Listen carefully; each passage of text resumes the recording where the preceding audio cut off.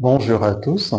Dans cette vidéo, nous allons voir ensemble les méthodes, 10 méthodes qu'une femme peut utiliser, qu'un homme peut utiliser, qu'un couple peut utiliser pour tomber enceinte d'un garçon ou pour enceinter ta femme d'un joli garçon.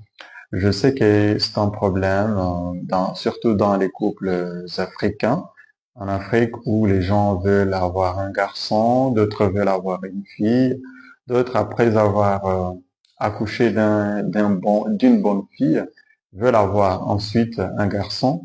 Et c'est toujours un peu compliqué, c'est pas toujours facile, mais nous allons voir en 10 points comment tu peux procéder pour accoucher d'un garçon et sans beaucoup de complications. Et la première chose, nous allons utiliser ce qu'on appelle la méthode Shuttle. La méthode Shuttle, c'est la méthode qui stipule que les spermatozoïdes qui contiennent les chromosomes XY, c'est-à-dire les chromosomes qui peuvent t'aider à enceinter ou à accoucher d'un garçon, ils sont plus rapides, ces spermatozoïdes sont plus rapides et donc moins résistants. OK? Nous comprenons les spermatozoïdes XY, c'est-à-dire les spermatozoïdes qui peuvent donner un garçon, ils sont plus rapides parce que comme vous le savez, lorsqu'il y a l'accouplement, le rapport sexuel entre un homme et une femme, l'homme libère le spermatozoïde, les spermes contenant les spermatozoïdes. Dans ces spermes contenant les spermatozoïdes, il y a deux catégories de spermatozoïdes. Il y a les spermatozoïdes qui peuvent féconder l'ovule et donner une fille, qu'on appelle XX, et les spermatozoïdes qui peuvent féconder l'ovule, c'est-à-dire la semence de la femme, et donner un garçon, qu'on appelle XX. Alors, selon les recherches, on a trouvé que les spermatozoïdes qui donnent un garçon, ils sont plus rapides. Donc, dans la course à la fécondation, ces spermatozoïdes peuvent arriver très rapidement le premier à l'ovule, mais ils sont fragiles, ils meurent vite. Et donc, pour maximiser cette chance d'accoucher un garçon, ce que vous devez savoir, c'est que les couples doivent faire le rapport sexuel à l'approche de la période de l'ovulation.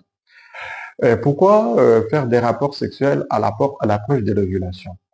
Parce que, je vous l'ai dit, les spermatozoïdes qui donnent un garçon, ils sont plus rapides, mais ils sont pas résistants. Qu'est-ce que ça veut signifier ici? C'est-à-dire, vous faites le rapport sexuel aujourd'hui, ok? Et en attendant, parce que vous voyez que la femme a les signes de l'ovulation, la nuit, la femme a l'ovulation, ce sont les spermatozoïdes là qui donneront un garçon qui iront féconder et donc la femme aura plus de chances d'accoucher un garçon.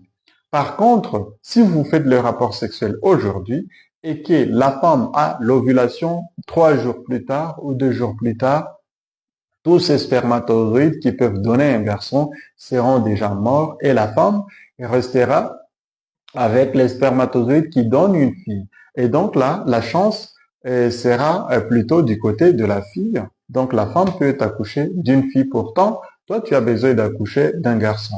Et donc, il faut faire le rapport sexuel 12 heures, entre 0 et 12 heures à l'approche de la période de l'ovulation.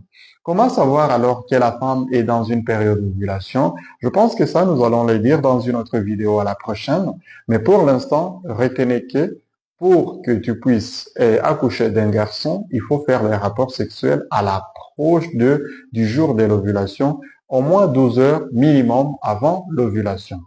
La deuxième chose que nous devons savoir pour faire pour accoucher d'un garçon, les recherches ont trouvé qu'il faut aussi faire les rapports sexuels très profonds. Quand on parle de rapports sexuels très profonds, qu'est-ce que ça veut dire? Comme je vous ai dit, lorsqu'on fait le rapport sexuel et que l'homme éjacule, les spermes sortent, mais dans ces spermes, il y a ces spermatozoïdes.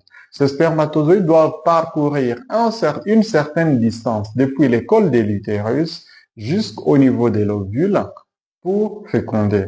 Alors, quand on te dit qu'il faut faire les rapports sexuels très profonds, c'est-à-dire que la tête du pénis doit être en contact du col ou près du col de l'utérus pour diminuer tant soit peu la distance ces spermatozoïdes peuvent parcourir pour arriver au niveau de l'ovule. Et là, c'est là qu'interviennent certaines positions, comme les positions de la lévrette.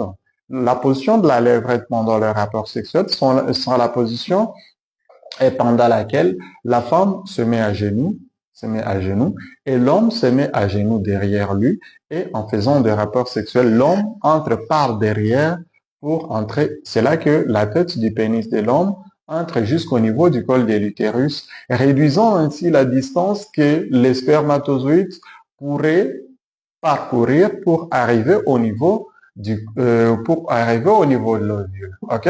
Je pense que ça, vous comprenez. Mais aussi, une autre chose que nous devons savoir, c'est la fréquence des rapports sexuels. La fréquence des rapports sexuels ici est cruciale parce que, et vous savez que, normalement, les spermatozoïdes, pour qu'ils se forment, il leur faut 72 jours. OK? Pas 72 heures. C'est 72 jours, soit 72 jours. Alors, on ne te dit pas que pour avoir un garçon, il faut faire les rapports sexuels chaque jour, chaque jour, chaque jour. Mais par contre, il faut faire un espacement un seul ou 2 jours pour maximiser la chance pour l'homme qu'il ait beaucoup de spermatozoïdes pendant le rapport sexuel et qu'avec beaucoup de ces spermatozoïdes, il augmente alors la chance de féconder l'ovule et notamment avec le spermatozoïde XY qui lui donnera et très probablement un garçon. Alors, une autre chose que nous devons savoir, c'est le pH vaginal.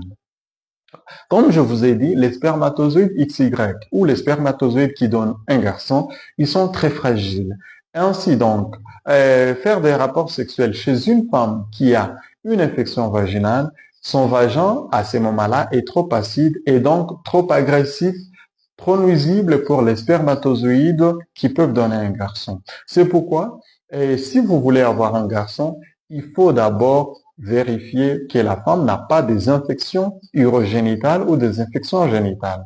Parce que, comme je vous ai dit, ces infections augmentent l'acidité vaginale et sont très nuisibles aux spermatozoïdes. Ça, c'est une chose. Une deuxième chose, il faut manger beaucoup de fruits et beaucoup de légumes.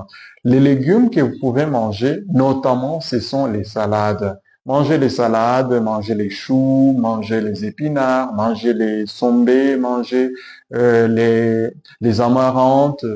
Tout ça, ce sont des légumes qui augmentent l'alcalinité et réduisent l'acidité du vagin et te permettent, par voie de conséquence, de limiter ou de réduire l'acidité du vagin et te donner plus de chances d'accoucher d'un garçon. Ensuite, une troisième chose que nous devons savoir, comme je l'ai dit, il faut éviter les aliments qui augmentent l'acidité du vagin. Les aliments qui augmentent l'acidité du vagin, notamment l'alcool, les aliments qui augmentent l'acidité du vagin, notamment encore la viande et tout ce qui est en rapport avec la viande, les aliments qui augmentent l'acidité du vagin, beaucoup de sucre, il faut éviter tous ces aliments parce que ces aliments rendent le vagin un milieu nocif pour les spermatozoïdes XY et que par voie de conséquence, vous pouvez perdre la chance d'accoucher d'un garçon parce que vous avez mangé trop de viande, vous avez bu trop d'alcool, vous avez consommé trop de sucre ou trop d'aliments sucrés qui modifient l'acidité, le pH vaginal et qui ne vous permettent pas d'avoir la chance d'accoucher d'un bon garçon. Une autre étude qui a été faite a montré que les douches vaginales sont très nuisibles pour la santé vaginale et pour le pH vaginal. Quand on parle des douches, vous savez que la plupart des femmes, lorsqu'elles vont faire pipi, lorsqu'elles vont faire la toilette, il y a certaines femmes qui peuvent mettre des linges, qui peuvent mettre de l'eau, des substances dans le vagin. Et en mettant ces substances dans leur vagin, ces substances modifient l'acidité du vagin ou le pH vaginal. Et lorsque ces substances modifient le pH vaginal, modifient l'acidité du vagin et ces substances rendent le vagin très nocif. Vous pouvez savoir avec moi qu'il y a